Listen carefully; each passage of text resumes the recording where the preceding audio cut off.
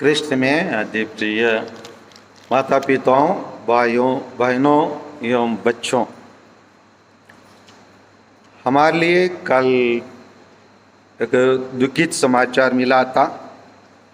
हमारे बीच में रहने वाले हमारे भाई विजयदासन भैया हमारे बीच में नहीं रहे।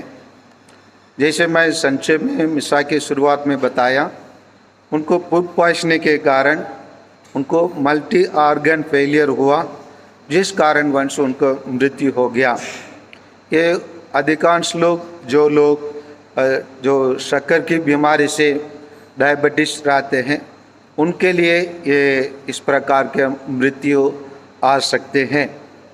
इसीलिए वो उसका शिकार बन गए और हमारे बीच में आज नहीं है। और हम लोग कोई भी उनके कार्यक्रम में जा भी नहीं पा रहे हैं, क्योंकि उन लोग उनका मृत्यु शरीर को केरल लेके गए। इसीलिए हम उनका श्रद्धांजलि देना उचित समझे। जहाँ तक मैं यहाँ आकर 7 साल पूरा हो चुका है, 8वां साल चल रहा है। ये 8 साल में मैं उनको, जैसे आज का पाठ के आखिरी वचन कहता है, धर्मी आनंद जीवन में प्रवेश करेंगे। क्यों प्रवेश करेंगे, उसी को हम आज के पाठ में हम अच्छे से देखे हैं। क्योंकि प्रभु यीशु कहते हैं धर्मी लोगों से, कहते हैं, मेरे पिता के कृपा पात्रों, आओ और उस राज्य के अधिकारी बनो जो संसार के प्रारंभ से तुम लोगों के लिए तैयार किया गया है। क्योंकि मैं भूखा था और तुमने मुझे खिलाया, मैं प्यासा था और तुमने मुझे पिलाया, मैं परदेशी था और तुमने मुझे अपने यहाँ ठहराया, मैं नंगा था और तुमने मुझे पहनाया, मैं बीमार था और तुम मुझसे भेंट करने आया, मैं बंदी था और तुम मुझसे मिलने आए। और इसी प्रकार का ये बाइबल का प्रभु यीशु का वचन के अनुसार उसको जीवन को मैं और आप लोग भी उनको जीवन को देखे हैं। क्योंकि बहुत कुछ उदाहरण मैं बताना चाहता हूँ। जब हमारा स्कूल बिल्डिंग का निर्माण हुआ, स्टे ऑर्डर लग गया था, वही ठेकेदार था। 1 साल के बाद भी स्टे ऑर्डर निकलने के बाद ही वो बिल्डिंग का निर्माण कर पाए थे, क्योंकि उनके सभी सामान उसमें लग चुके थे। लेकिन वो उसी सभी सामान के लिए 1 साल के बाद भी वो अपना उदारता दिखाए और हमारे स्कूल का कार्य को पूरा करके दिए। और उसके लिए फादर तेडोर से वो बहुत कम, न्यूनतम फादर जो देना चाहते थे उसी के वो लिए थे। और बाद में मैं देखा हूँ, जैसे जितना भी निर्माण का कार्य हमारे पैरिश में हुआ, जैसे उदाहरण के लिए आज हम लोग यहाँ सामने देख रहे हैं ये पेंटिंग होने के सबसे मूल कारण वही था, क्योंकि वो कुछ लोगों को कलकत्ता से लेके आए थे और उन्होंने बोले, फादर ऐसे कोई लोग आए हैं, अब गिरजाघर में भी कुछ करना चाहे तो आप कर सकते हैं।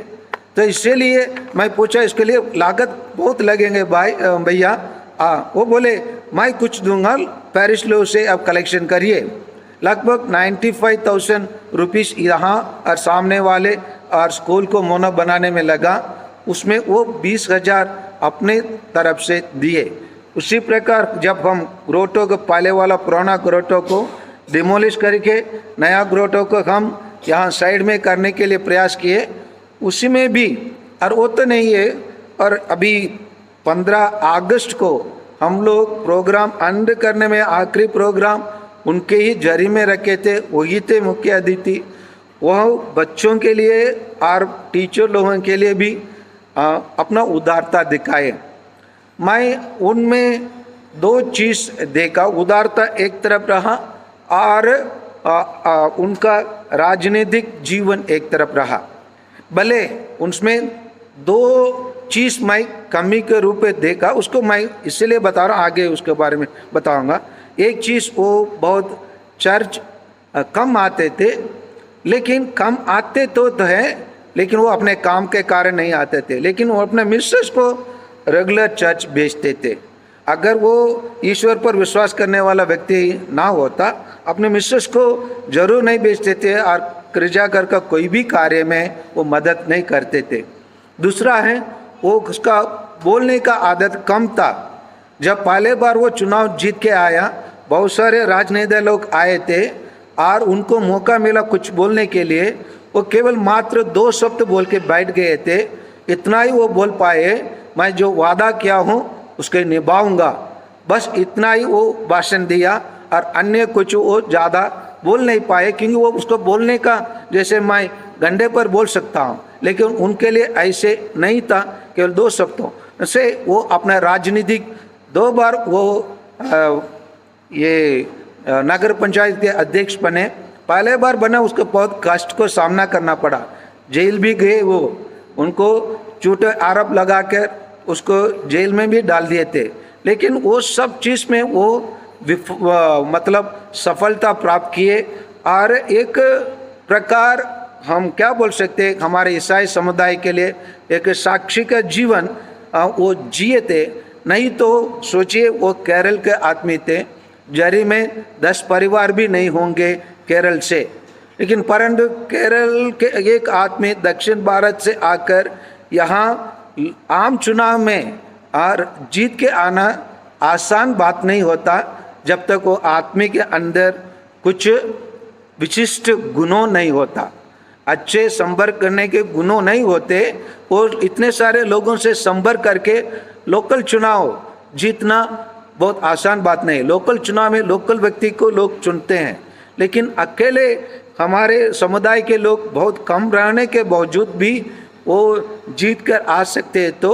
तो वो जैसे आज के सुसमाचार में हम लोग सुने हैं, जैसे प्रभु यीशु ने कहा है, मैं भूखा था तुमने मुझे खिलाया, मैं प्यासा था तुमने मुझे पिलाया, मैं परदेशी था और तुमने मुझे अपने यहाँ ठहराया। इस चीज़ को वहाँ काम करने वाले, विशेषकर जो लोग स्वीपर रहते हैं, स्वीपर रहने वाले लोगों से आप लोग पूछ सकते हैं, स्वीपर लोग उनको कितना सम्मान करते हैं, उनके लिए घर निवास स्थान देना और उनको सही वेतन देना, और ये सब क्या बोलेंगे, सोशल जस्टिस, सामूहिक न्याय को वो बहुत अपनाए और उसके कारण उसको विरोध का भी सामना करना पड़ा। और आखिरी में अभी जब मेरे को उनके ऑफिस में जब आखिरी में उनको बुलाने के लिए गया था प्रोग्राम के लिए, उसी टाइम पर बताया कि उनकी इतना राजनीतिक प्रेशर भी उनके ऊपर ज़्यादा था, इसीलिए वो हमेशा टेंशन में रहे और कहें कि चेक में साइन करने का अधिकार को भी उन लोग छीन लिए थे, चीन के दूसरे सीएमओ को दे दिए थे। इसी प्रकार उनके जीवन में उनको बहुत संघर्ष करना पड़ा। परंतु जहाँ तक वो वर्कर लोगों के लिए, विशेषकर 4th ग्रेड वर्कर्स कहते हैं, जो स्कैवेज काम करने वाले और टॉयलेट वगैरह साफ करने वाले और म्युनिसिपल काम करने वाले लोगों के लिए वो बहुत बड़ा मित्र थे।